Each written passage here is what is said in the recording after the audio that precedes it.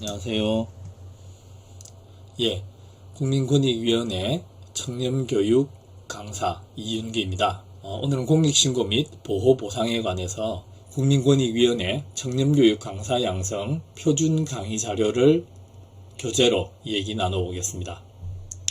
공익신고 및 보호보상제도는 크게 공익신고제도의 이해와 공익신고자 보호보상제도에 관한 이해로 나누어서 살펴볼 수 있겠습니다. 공익신고제도의 이해를 먼저 살펴보도록 하겠습니다. 공익신고란 공공의 이익을 침해하는 행위가 발생했거나 혹은 발생할 우려가 있다는 사실을 알게 된 경우에 공익신고기관에 신고하는 행위를 말합니다. 공익신고를 하게 되면 그것 자체로 공공의 이익을 지킬 수 있고 그뿐만 아니라 공공의 이익을 지킴으로 인해서 기업의 경쟁력을 강화시키고 또 국가 경쟁력을 강화시키기도 하고요. 사회 시스템을 정상적으로 작동하도록 함으로 인해서 공공의 이익이 증대되는 그런 효과가 있다고 말씀드릴 수 있겠습니다. 공익신고는 외부 공익신고와 내부 공익신고로 나눌 수 있는데 외부 공익신고는 공익침해 행위를 인지하고 구성원이 아닌 사람들이 신고하는 거고요. 내부 공익신고는 조직이나 기업의 구성원이 잘못된 공익침해 사실을 신고하는 행위를 말합니다. 공익침해 행위의 대표적인 사례 중에 하나가 폭스바겐에서 연료 배기가스 절감 장치를 조작했던 사실이 있는데요. 2011년에 이 사실이 처음 보고가 됐는데 폭스바겐이 불법 행위를 시정하거나 리콜 조치를 하지 않았습니다. 그러다가 2015년에 배기가스 절감 장치를 조작했다는 사실이 밝혀졌고 결국 각국 정부로부터 판매 금지를 당하게 됐습니다. 그로 인해서 리콜, 과징금 부과 등 경제적 손실도 컸고요. 한동안 기업 이미지에도 큰 타격이 있었던 것을 우리가 기억할 수 있습니다. 최근에 우리나라에서도 이런 비슷한 사례가 있었는데요. 현대기아 자동차가 세타2 엔진 등 차량 제작상의 결함 32건을 이 있었고요. 또 회사가 그런 결함을 은폐했던 이런 것과 관련돼서 공익 제보가 있었습니다. 우리나라 국토교통부와 미국의 도로교통안전국에 동시에 신고를 했는데요. 우리나라에서는 포상금 2억 원, 그리고 이제 재판의 결과에 따라서 약 3,400만 원의 보상금을 받을 수 있는 조건이 된다고 하는데요. 미국에서 신고한 경우에는 287억 원의 공익신고 보상금을 받도록 결정이 되었습니다. 이게 이제 공익신고를 이게 이제 우리나라에서 활성화되지 못하는 이유 중에 하나가 이런 이제 보상 금액의 큰 차이만 봐도 우리가 좀 이해할 수 있을 것 같습니다. 어쨌든 뭐 이런 점들이 있다 하더라도 공익침해를 신고하는 것은 굉장히 공익신고 제도가 활성화되어야 되기 때문에 이 내용을 같이 한번 살펴보도록 하겠습니다. 공익신고에 있어서 굉장히 중요한 것 중에 하나가 공익신고자를 보호해야 한다는 겁니다. 신분상 혹은 경제적인 불이익으로부터 보호돼야 하는데 앞서 현대기아자동차 같은 경우에 신고하신 분이 경제적 불이익을 굉장히 많이 받았습니다. 다행히 미국에 신고된 그 보상금으로 인해서 경제적 불이익을 회복할 수 있게 된 것이 그나마 다행이다, 이렇게 말씀드릴 수 있을 것 같습니다. 공익신고자 보호제도가 구체화된 것은 2001년 부패방지법이 제정되면서부터이고요. 이 법이 이제 그 공익신고자 보호법으로 2011년에 보호법이 제정되고, 그 다음에 이제 그 보상금이나 지급 제한 포상금 제도는 2015년부터 도입됐고요. 그 다음에 이제 2020년에 오면 공익신고자를 보호하기 위한 범위가 확대되는, 그래서 지난 한 20년 동안 공익신고자 보호법이 점점 발전해 왔다, 이렇게 말씀드릴 수 있을 것 같습니다. 공익신고와 부패행위신고의 차이는 근거가 되는 법률이 다르고요. 대신에 뭐 보상금이나 포상금 금액 같은 경우는 대체로 좀 비슷하다, 이렇게 말씀드릴 수 있을 것 같습니다. 신고기관이나 이런 것들에 있어서 좀 차이가 나는데요. 화면에 있는 자료를 참고로 봐주시면 좋겠습니다. 뭐 공익침해 행위는 굉장히 다양하게 일어나고 있는데요. 우리나라에서는 약 공익신고 대상 467개 법률을 위반하여 형사처분이나 행정처분의 대상이 되는 행위를 말하는데요.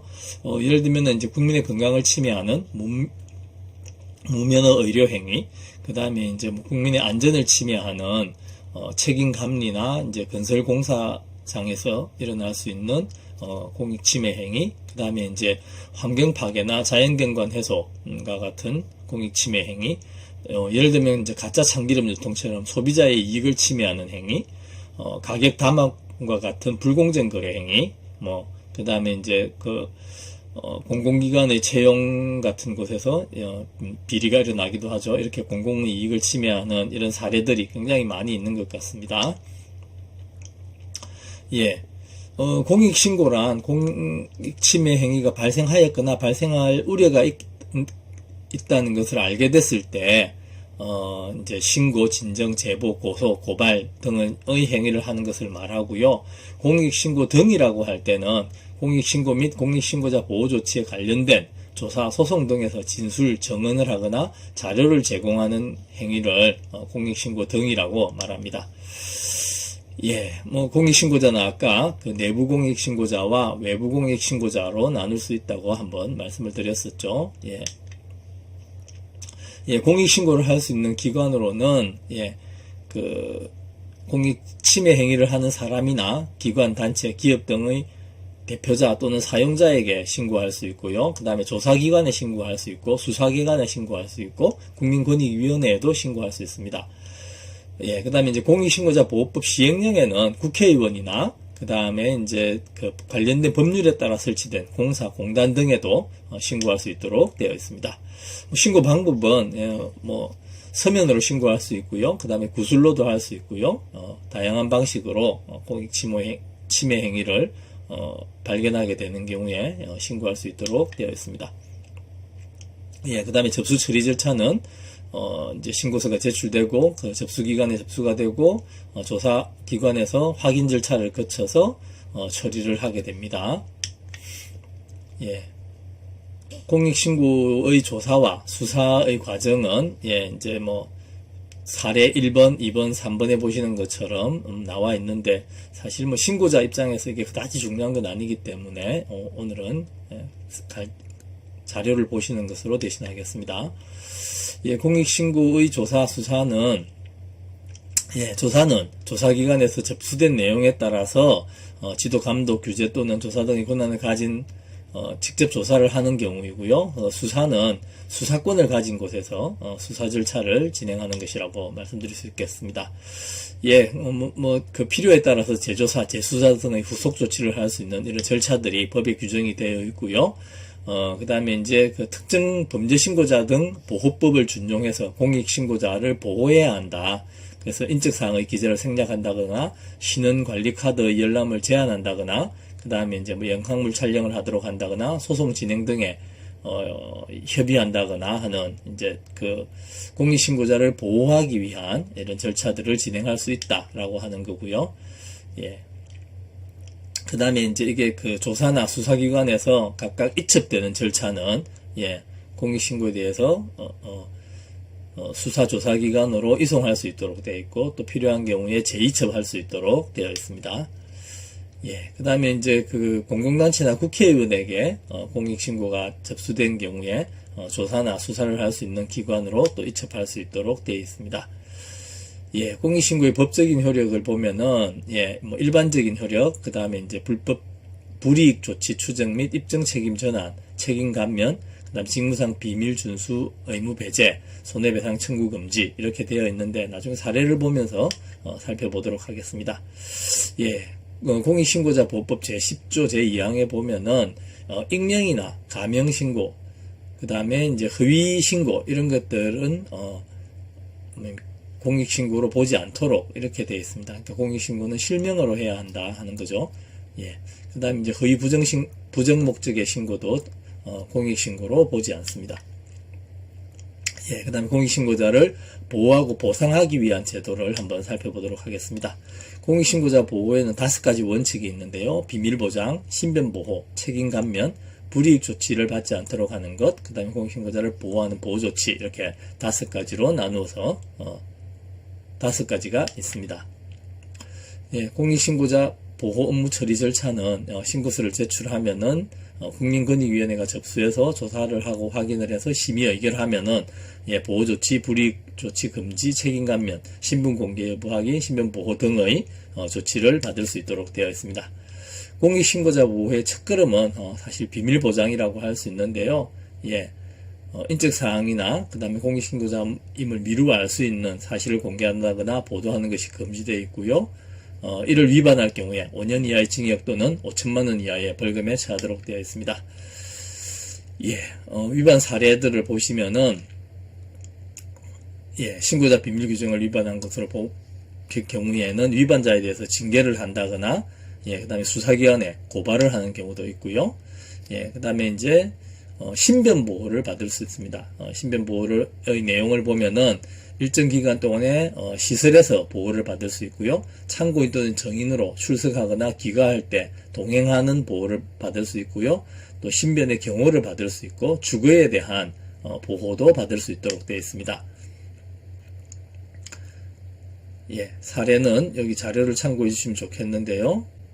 그 조직폭력배까지 동원해서 신변에 위협을 가하는 경우에 신고자 본인에 대한 거주지에 대한 순찰을 강화한다거나 그 다음에 경찰서에 신변 보호 조치를 요구한다거나 하는 이런 것들이 가능하다 하는 겁니다. 그 다음에 이제 공익신고자 등의 위법 행위가 발견된 경우에 형벌, 징계, 불리한 행정처분의 감면, 그 다음에 감경이 가능하다 하는 겁니다. 신고자인 경우에는 이런 행위에 연루가 됐다 하더라도 감경 면제가 가능하다 하는 거고요. 그 다음에 이제 그 불이익 조치를 금지하고 있습니다. 누구든지 공익신고자에게는 불이익을 줄 수 없다. 불이익을 주는 경우에 3년 이하의 징역 또는 3천만 원 이하의 벌금형에 처할 수 있도록 되어 있고요.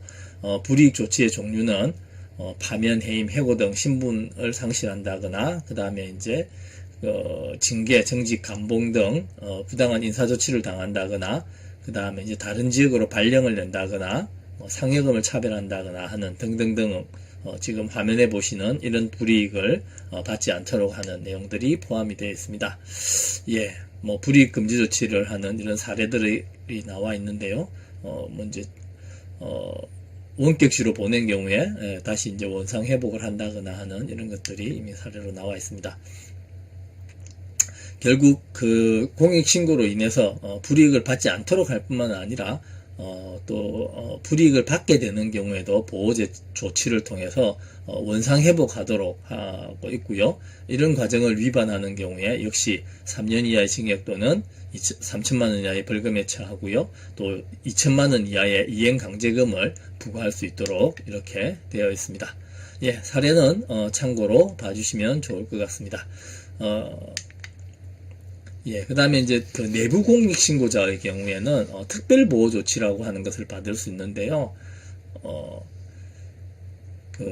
이제 실제로 공익침해가 발생하지 않았다 하더라도 내부 신고자의 경우에는 특별히 보호받을 수 있도록 법적으로 뒷받침하고 있습니다. 그 다음에 신고자 보호 규정을 위반하는 경우에 위반 행위자뿐만 아니라 사업 주체도 처벌할 수 있도록 되어 있습니다. 법인의 대표자나 법인 또는 개인의 대리인, 사용인, 기타 종업원의 위반 행위를 하는 경우에 사업 주체, 또 그 법인, 또 대표자 개인도 처벌을 하도록 이렇게 강화해 놓고 있습니다. 공익신고자 보상제도는 보상금, 포상금, 그 다음에 구조금 이렇게 세 가지로 크게 나눠 볼 수 있는데요. 보상금은 최고 30억, 최저 20만 원으로 되어 있고요. 포상금은 최고 2억 원, 구조금은